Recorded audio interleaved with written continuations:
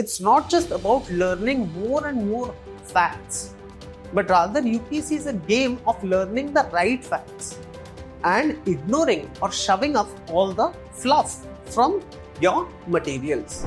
But any aspirant who is going about in your current affairs preparation, no matter how much content or how good content, interactive content people produce, unless you have these two skills, those content will be zilch or zero.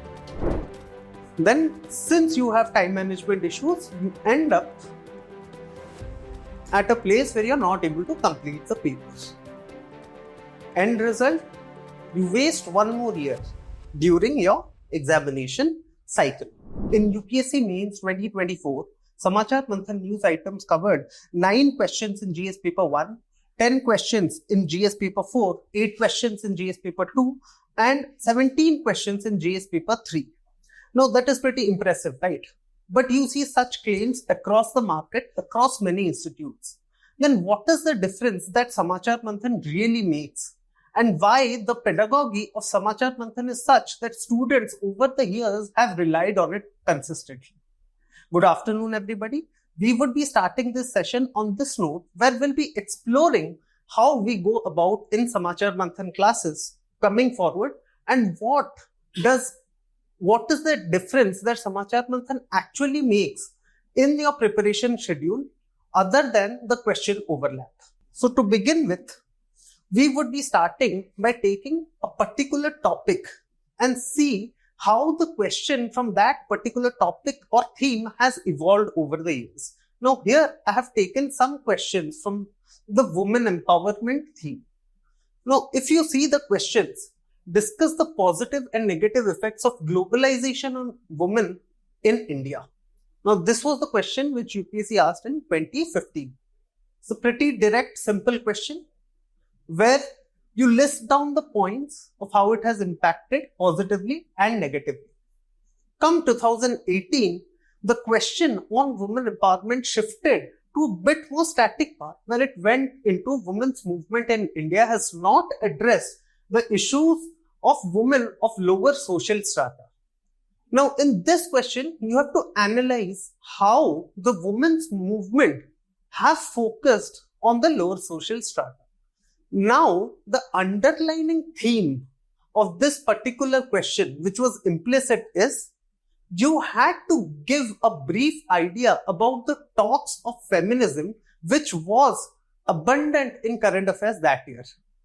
Now, when we move to question number 3, which was asked in 2019, the question asked, empowering women is the key to control population growth. Discuss. Now, again, the question shifted its base. The major theme was same, was women empowerment, but it asked more towards population growth.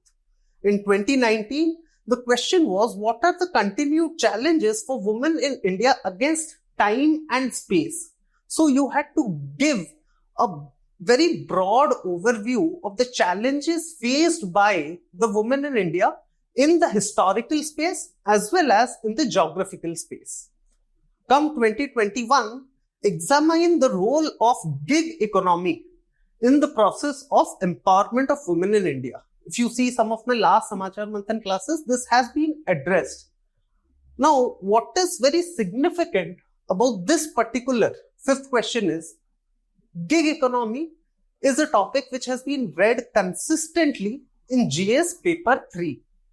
The question came in GS paper 1. Now, okay. So these are the questions which have come from women empowerment theme. Once you give mains and then move into your preparation schedule, you get materials from your market. Now, the materials address all the questions. Any material you bring or any study material, current affairs book, mains test series, I'm telling you, they all handle all these questions. Women empowerment. Then we had population growth. Then you had gig economy. Then you had challenges faced by women. Broadly, if you see, all the study materials would be including these 4 aspects. Now, here's the catch. These will be 4 different topics. I'm absolutely not denying that anybody will leave out this particular important topics. Now, they cover these topics. Now, how do they cover? Suppose there will be 4 news items where you have 4 different topics. One is women empowerment, one is gig economy, then there will be one more note on population growth, and there will be one more pager on challenges faced by women. Now, it's not a bad thing. If you feel your entire syllabus is being covered from current affairs based on this, because you're covering the topics, right? Now you go into the exams, and again the same question appear. You have all the content, but those content are in silos.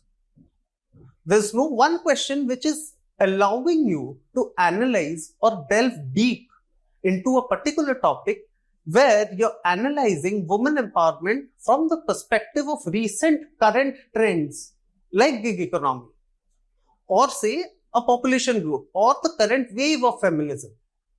Now that's where you compromise on a lot of marks in your mains examination. And once you do that, you go on getting more and more content from the market, where you end up stacking up your study room, and ultimately that leads to a phase of content burnout. This has been the bane of many aspirants with whom I have interacted over years and years. So once knee deep into your preparation, and once you have stacked up this much of content, what you end up doing essentially is you open a few Pandora's boxes. Now, why I say them as Pandora's boxes? Because they're full of danger, and the danger here is they extend 1 year of preparation more. Now, what are these Pandora's boxes? Let's analyze this a bit more. During the preparation phase, you have seen the previous year mains question paper, you stack up content, you get yourself a overwhelming quantity of content, not the quality, but the quantity of content.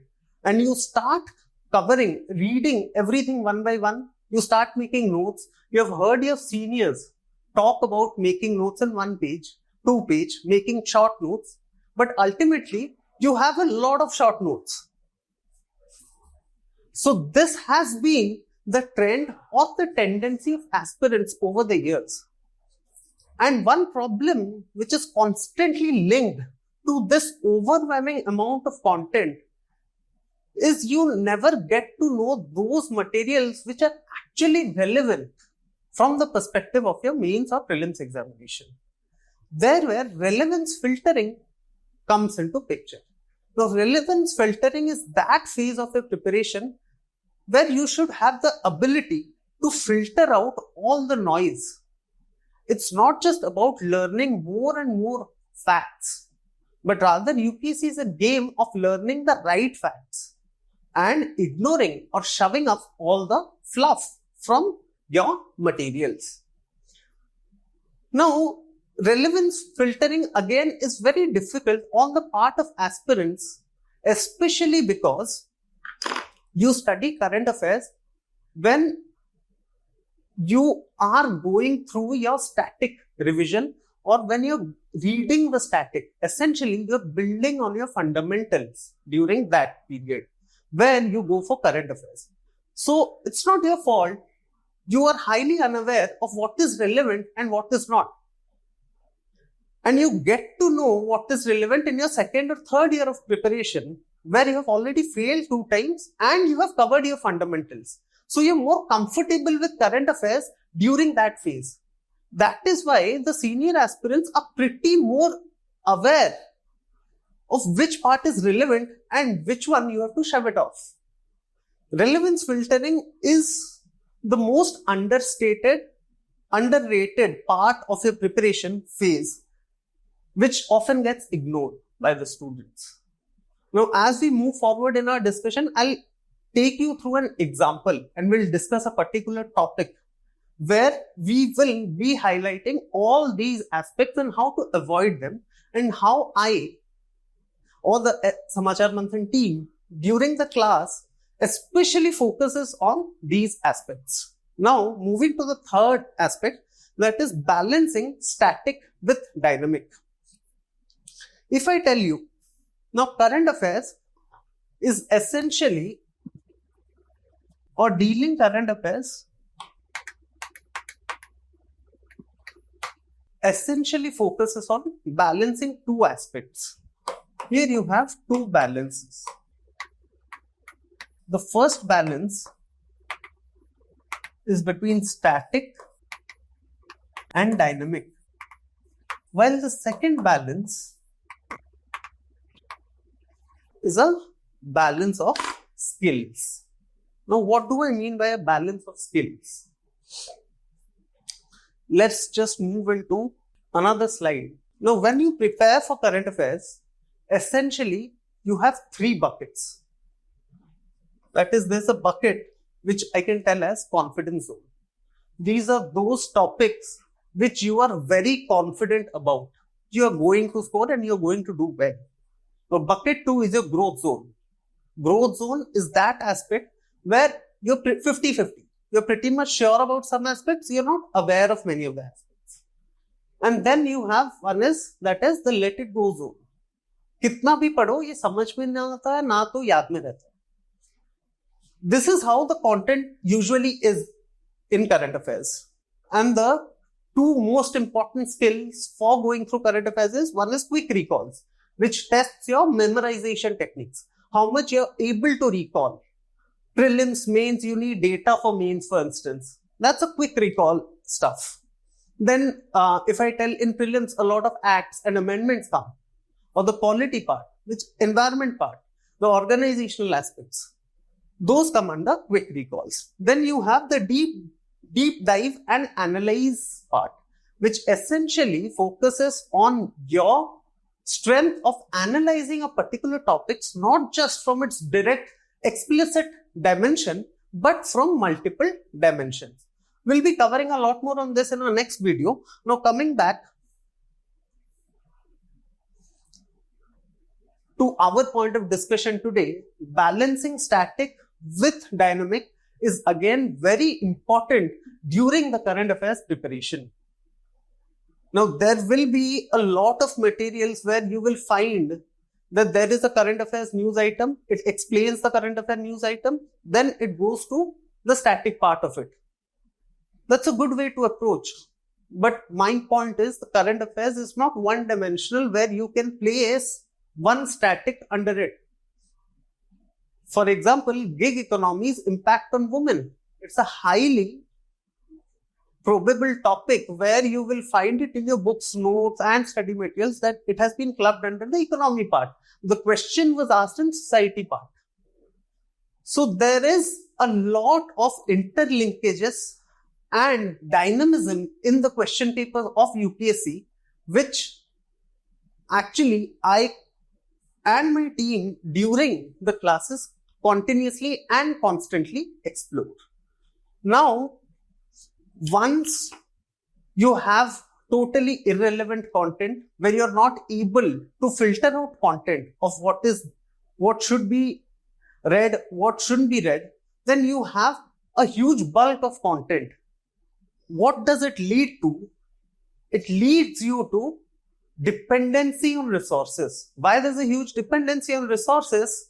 Because there's a lack in confidence in the material which you have studied, because you have studied thousands of things. That is the problem again with a lack of relevance filtering. Now, once you are through this preparation phase and you move to the examination phase, now consider the scenario in your examination room where you're sitting and you have the mains paper in your hands. Since you have taken in so much of content, many irrelevant, many facts, many data. You've studied content in silos. You've studied 2000 topics, but everything in silos. Highly disconnected, disjointed from each other. You end up at a place in your mains room where you find it very difficult to memorize it, retain it, and blurt it out during the exam. So the first Pandora's box which you face during your examination phase is the difficulty in retention. Secondly, once you have a difficulty in retention, you take a lot more time to write a particular answer because you're trying to go back to your notes or particular study material again and again so that you remember it and then place it on the paper. Now, all your problem, if you see, on the examination room starts on the day you start your preparation, because the way you approach your preparation decides what you'll do in those 3 hours. And then that leads to a problem where you have serious time management issues. You're able to answer 14 or 15 questions at max. You leave alone a few questions, and the questions which you have appeared for, it's where the answers are very disjointed. I remember during my initial days of preparation, I had talked to a few seniors. They said, you find a particular word in your means question, and then whatever you know regarding that question, put it inside the answer. Well, that is not what it should be done. We have made a very scientific approach and scientific process for you to study current affairs and then give your exam, where you are actually writing what the question is asking you, what the examiner wants to know from you, not what I know and I have to write it, you find the answer. Then, since you have time management issues, you end up at a place where you're not able to complete the papers. End result, you waste 1 more year during your examination cycle. And then it leads into a cyclic examination cycle. Now, the next part. So, you're aware of these problems and jibber jabber, and I think many of you will start commenting that as well. Ye pata hai. But what to do? That is what is required is, not all content is gold. So pick what really shines. My entire focus here is relevance filtering. What content is relevant? Which is the gold? Which will fetch you marks? That is what is important. How do we go about that? There are 2 very basic skills which we teach here at Samachar Manthan and which every aspirant watching this should be having. First is the art of discernment.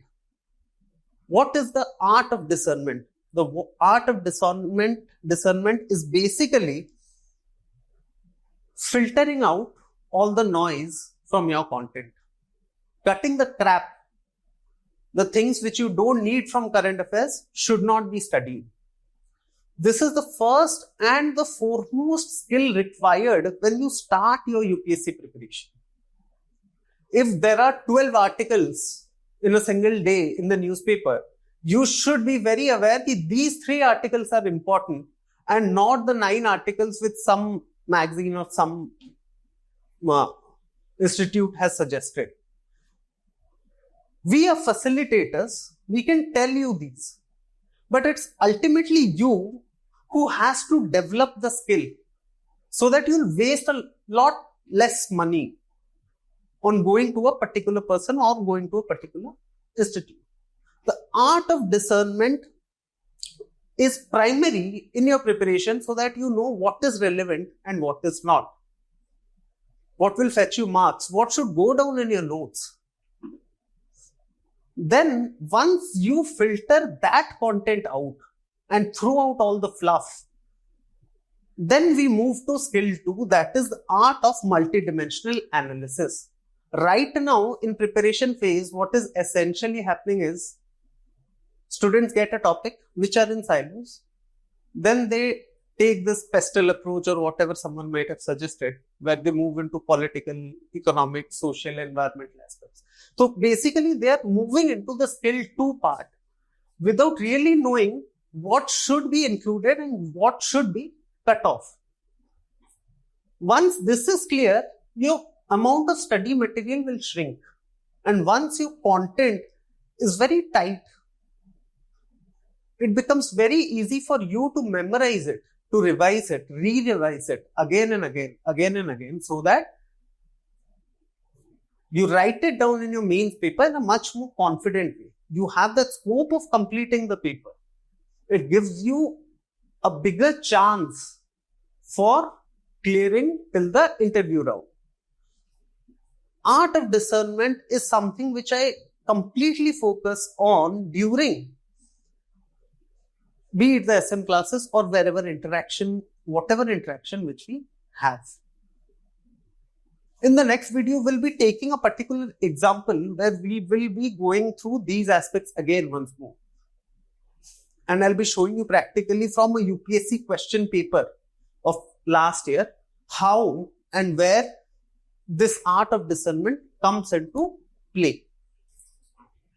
Now, once you have developed these two skills, there's art of leaving out content and then the content which are there, analyzing it from a multidimensional perspective, I think your current affairs preparation will be thought. Now, people who are coming to Samachar Manthan classes will have that edge because that is being done by us, by the team, for you. But any aspirant who is going about in your current affairs preparation, no matter how much content or how good content, interactive content people produce, unless you have these two skills, those content will be zilch or zero. So now we are pretty much clear and I have done enough of jibber jabber on this. Now we'll take a particular topic and analyze it, how it should be studied and now how you should go about during your preparation schedule. Now let's take an example. So this is an article from this month's Samachar Manthan Monthly. So this is a burning issue, which is on crumbling infrastructure, a wake-up call for India's future.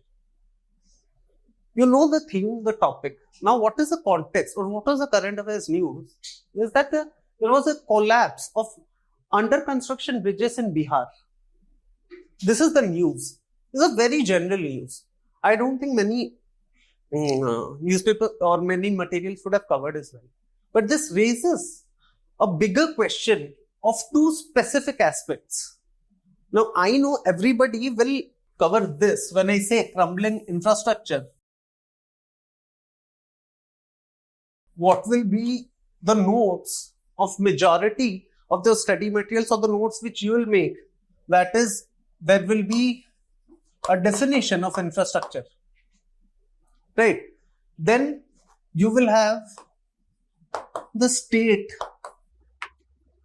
of current infrastructure.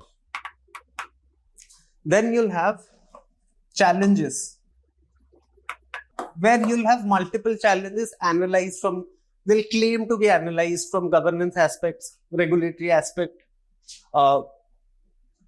economic aspect, environmental delays, challenges for the infrastructure sector.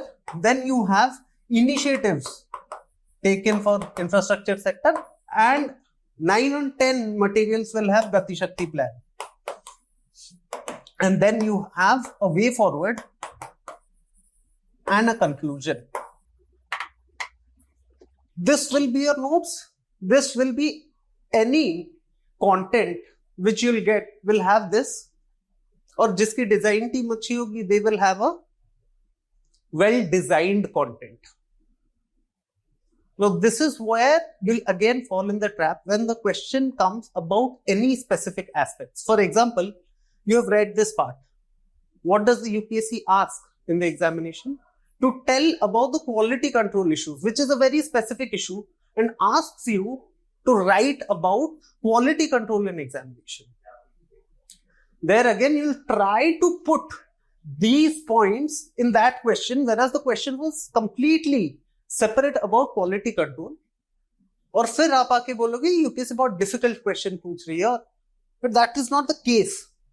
If you see, when there's a huge news of collapse of under construction bridges, the actual issue here is not infrastructure sector बहुत बाद में आता है. The first two issues are the ongoing quality control challenges in India's infrastructure, which is creating to build more substandard infrastructure segments, which is leading to collapse. Then second, the most often repeated term, implementation challenges. So these two are very specific challenges inherent and implicit in this particular news, which you should be focusing on. After that, you can go into the generic material. Now, once you're done with that, identified the two specific issues, we teach you those specific issues in class. Post that, you move into the next segment, which is the most important segment. How can an ethics paper ask a question on crumbling infrastructure? What are the important points? This is very difficult for you to analyze and think, and it will take a good amount of time. Now, the ethical dilemmas in public projects, and for you to discuss how corruption undermines development efforts and explore anti-corruption strategies. So this is the way you have to think while addressing this particular topic. Do not go or end up in a sea of content. Rather, find a space where the content comes to you. So, in GS4, there's a scope of a question on usage of public funds and corruption. It comes under the micro theme of utilization of public funds. Now you have a sorted material for GS4. You just go back to your static and read these aspects and come again to your news items. Then the same question or the same topic from GS3, if you see, GS3 is pretty straightforward. I think everyone will include that. So I'll not show off this part about critically assess the challenges and the land reforms, the environmental impact of large infrastructure projects and etc. Micro theme is obviously infrastructure. Then in GS2, where does the issue come? The hurdle comes in governance, where you have to understand the gaps in public policy making, or you have to understand the gaps of infrastructure project at the governance and regulatory level, and then link them with transparency and accountability part of governance, which is a very higher probability. The way the themes are getting crisscrossed, this is a very important aspect. Again, if I say GS1, where does it collaborate with GS1? That is, you have to analyze how poor infrastructure and urban planning worsen the socio-economic inequalities. How are slums affected by disproportionate infrastructure development or poor quality infrastructure development? It will come directly under emerging urban issues micro theme. For that, please go and find wherever the micro theme document is.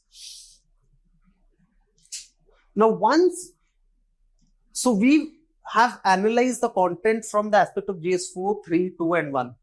News item wahi hai, crumbling infrastructure. Once you have done that, then comes your UPSC mains paper. Now, when you see a question on urban infrastructure failure in your mains examination, you don't get a shock. Like urban infrastructure development often exacerbates socio-economic inequalities because we have studied in GS1. Similarly, the same particular topic question, examine the role of transparency and accountability in ensuring quality infrastructure development in India. And how can structural reforms, now this is again, how can structural reforms, when UPSC asks you in your paper, it's basically asking you the way forward, but from a governance perspective. Now, you can only answer that when you have analyzed that particular topic from a governance point of view. Then, if you see GS3 is directly regarding infrastructure development, most of them or most of you will be prepared by the end of your preparation schedule to attempt this in GS3. But the UPSC will not ask you in GS3, it will ask you in GS1, 2 or 4. Then again in 4, corruption and lack of accountability in public infrastructure projects often result in poor quality and delays. Discuss the ethical challenges associated with public project management and suggest anti-corruption strategies to enhance integrity in infrastructure development. So there are a lot of aspects of ethics which gets covered in this particular news item, such as integrity, accountability, corruption issues, etc. So the idea behind me sending you this message today, especially to the Samachar Manthan students, was that this is how we are going to go forward in the coming times. And this is how we are going to learn every current affairs topic from different dimensions, so that when whatever question UPSC throws up, we are more than prepared to handle it. With that, I'll come to the end of this session. See you in class.